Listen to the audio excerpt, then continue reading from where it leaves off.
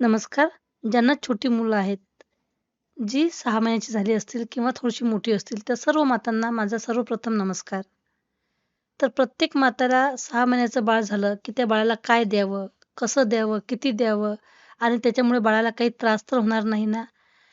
हे प्रश्न प्रत्येक आईच्या मनात असतात. तर त्याची उत्तरं मी आज या व्हिडिओत घेऊन आलेली आहे. तर व्हिडिओ पूर्ण बघा, जेणेकरून तुम्हाला बाळाला काय द्यायचं, कसं द्यायचं, किती द्यायचं, कुठल्या वेळेत द्यायचं, किती वेळेनुसार द्यायचं, ही सर्व माहिती मी या व्हिडिओत अपलोड करणार आहे. तर व्हिडिओला जुळून राहा आणि व्हिडिओ पूर्णपणे बघा, म्हणजे तुमच्या लक्षात येईल. 6 महिन्यापर्यंत आईचं दूध पूर्ण अन्न असते, पण 6 महिन्यानंतर बाळाची वाढ जलद होते आणि त्याला जास्त पोषणाची गरज असते. जरी बाळ 6 महिन्याचं झालं आणि ते आता वरचं काही खाऊ शकते, त्याला आपण काही देऊ शकतो, तरीसुद्धा आईचं दूध हे सर्वप्रथम बाळाचं अन्न आहे आणि ते आपण चालूच ठेवावं. त्याचबरोबर आपल्याला 6 महिन्यानंतर बाळाला काय देता येईल तर ते बघू. तर बाळाला काही द्यायचं आहे, तर सुरुवात कशी करायची? तर सर्वप्रथम आपल्याला द्यायची आहे पातळ पेज. पातळ, मऊ आणि गिळायला सोपं जाईल असा आहार आपल्याला बाळाला द्यायचा आहे.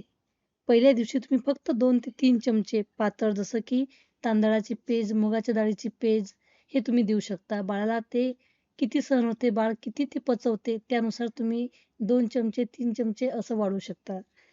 आणि 2-3 दिवस तोच पदार्थ द्या. तांदळाची पेस्ट कशी द्यायची? तर तांदूळ स्वच्छ धुवून काढायचे. जेवढे आपण तांदूळ घेतले त्याच्या निम्मे मुगाची डाळ घ्यायची. ते सुद्धा धुवून काढायची, सुकून घ्यायची.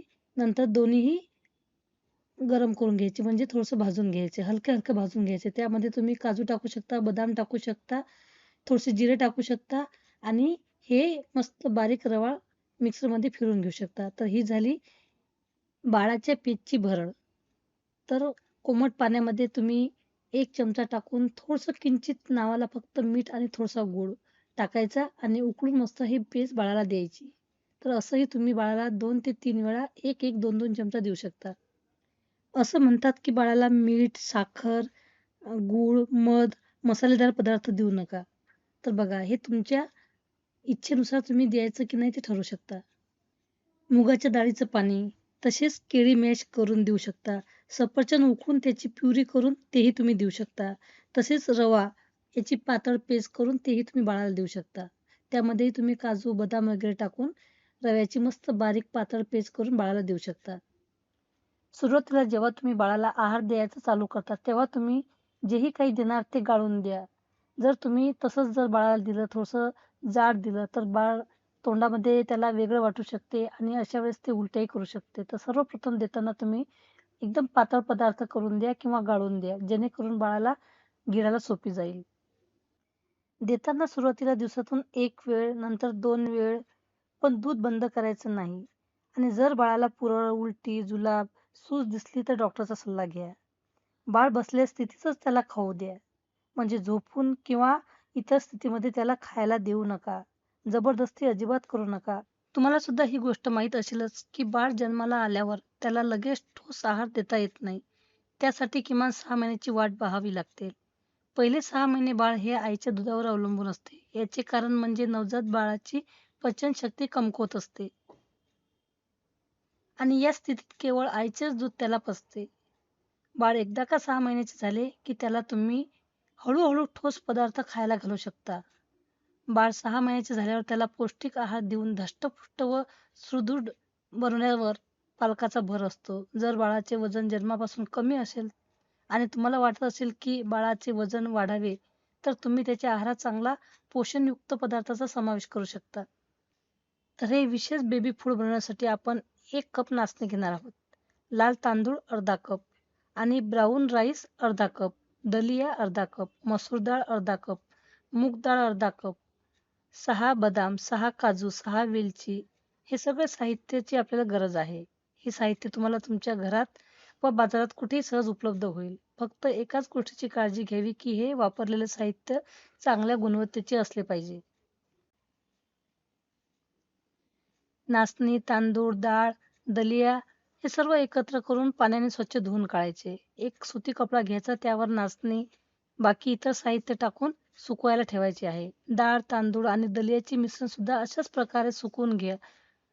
नाचणी सुकल्यावर एका भांड्यात 5 मिनिटं ती भाजून घ्या. दुसरे मिश्रण सुद्धा याच प्रकारे भाजून घ्यायचं आहे. त्यानंतर भांड्यात काजू, बदाम आणि वेलची टाकून भाजून घ्या. या तिन्ही गोष्टी मिक्स करा आणि 15 मिनिटे थंड होऊ द्या. नंतर हे मिश्रण मिक्सरवर वाटून घ्या. तयार झालेली ही पावडर आता एका हवाबंद डब्यामध्ये भरून ठेवा. तर ही पावडर तयार झाली म्हणजे 50% काम तुमचं पूर्ण झालं असं समजायचं. तर आता दर दिवशी एका मोठ्या भांड्यामध्ये 2 चमचे पावडर घ्यायची. त्यामध्ये अर्धा कप पाणी टाकून चांगल्या प्रकारे मिक्स करायचं किंवा तुम्ही यामध्ये दूधही टाकू शकता. यात गुठळ्या व्हायला नको याची काळजी घ्या. गॅस पेटवून हे मिश्रण आता आपल्याला शिजवायचं आहे. मिश्रण थोडंसं घट्ट होईल तोपर्यंत मिश्रण शिजवायचं आहे. त्यामध्ये 1 चमचा तूप टाकायचं आहे. आणि हे करत असताना जाड बुडाचंच भांडं घ्या, जेणेकरून बुडाला लागणार नाही. व्यवस्थित मिक्स करायचं आहे. मिश्रण मस्त शिजवायचं आहे आणि त्यामध्ये तुम्ही एखादा चमचा साजूक तूप टाकू शकता. मॅश केलेली केळी टाकू शकता. खजुराचेही बारीक तुकडे किंवा बारीक लगदा टाकू शकता किंवा थोडासा किंचित गूळही टाकू शकता आणि हे मिश्रण थंड झाल्यानंतर बाळाला भरवू शकता. नाचणी सत्व याची खीरही आपण बाळाला करून देऊ शकतो. 1 चमचा नाचणीचे पीठ, नाचणी सत्व 1 कप पाण्यात किंवा दुधात गुठळ्या न होता शिजवा. थोडे तूप आणि चवीपुरता गूळ. तर गूळ हा ऑप्शनल आहे. देऊन तेही तुम्ही बाळाला भरवू शकता. ओट्स बारीक करून पाण्यात शिजवून घ्या आणि त्यात पिकलेले केळं कुस्करून मिक्स करा आणि तेही बाळाला तुम्ही 1 टाईम किंवा 2 टाईम जसं बाळ पचवेल त्यानुसार तुम्ही बाळाला देऊ शकता. जसं-जसं बाळ आता मोठं होत जाईल आणि बाळाला खायची सवय लागेल, त्यानुसार तुम्ही मुगाच्या डाळीची मऊ खिचडीही करून देऊ शकता. तर बाळाचं वय 6 ते 7 या महिन्यामध्ये जर बाळ आता खायला लागला, बऱ्यापैकी बाळ खातोय, थोडंसं घट्टसर बाळ पचवतोय, तर तांदूळ आणि मूग डाळ याची चांगली शिजवून केलेली खिचडी, पातळ खिचडी यामध्ये मूठभर जिरं आणि तूप घालून मऊ करून तेही बाळाला तुम्ही भरू शकता. त्यानंतर आता गाजर आणि बटाट्याचे सूप. गाजर आणि बटाटा वाफवून, मॅश करून आणि चाळणीने गाळून घ्या. त्यात थोडे पाणी मिसळून पातळ करा. चवीनुसार किंचित मीठ आणि थोडासा गूळ याचीही पातळ पेस्ट करून तुम्ही बाळाला देऊ शकता. सर्वात महत्त्वाची गोष्ट म्हणजे स्वच्छता. बाळाचे अन्न तयार करताना स्वच्छता राखा. दररोज नवीन पदार्थाचा समावेश करा जेणेकरून बाळाला विविध पोषक तत्वे मिळतील. आणि कोणतीही नवीन वस्तू, नवीन पदार्थ देण्यापूर्वी तो बाळाला पचतो का याची खात्री करा. आता ज्या महिला जॉब करतात, तर तुमचं बाळ जर 6 महिन्याचं झालं आहे आणि ऑफिस आणि बाळाची काळजी यामध्ये बॅलन्स कसं करायचं हा मोठा जर प्रश्न तुमच्याकडे असेल, तर आज या व्हिडिओमध्ये मी जॉब करणाऱ्या आईंसाठीही काही सोप्या आणि महत्त्वाच्या गोष्टी मी सांगणार आहे.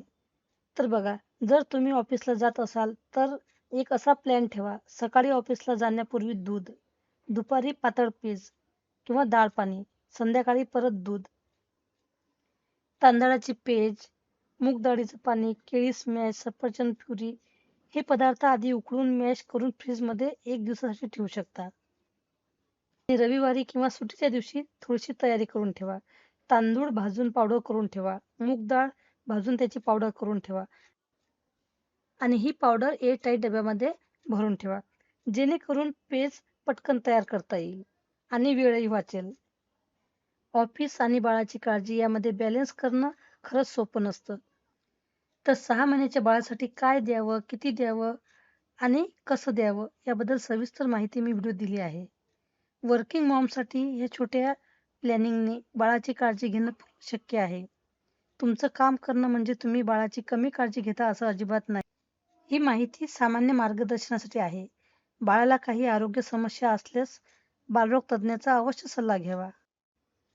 तुम्ही जॉब करणारी आई आहात का? असाल तर तुमचा अनुभव खाली नक्की शेअर करा. आणि अशाच माहितीपूर्ण व्हिडिओसाठी चॅनलला सबस्क्राईब करा. बाजूला घंटीचं बटन असते त्याच्यावर देखील क्लिक करा. जेणेकरून जेही काही अशी माहितीपूर्ण व्हिडिओ मी अपलोड करेल त्याची माहिती म्हणजेच नोटिफिकेशन तुमच्या मोबाईलवरती लगेच येईल. आणि व्हिडिओ आवडला तर व्हिडिओला लाईक करा, शेअर करा आणि कमेंटमध्ये तुम्ही तुमचा अनुभव अवश्य लिहा. व्हिडिओ बघितल्याबद्दल धन्यवाद मंडळी. धन्यवाद मातांनो.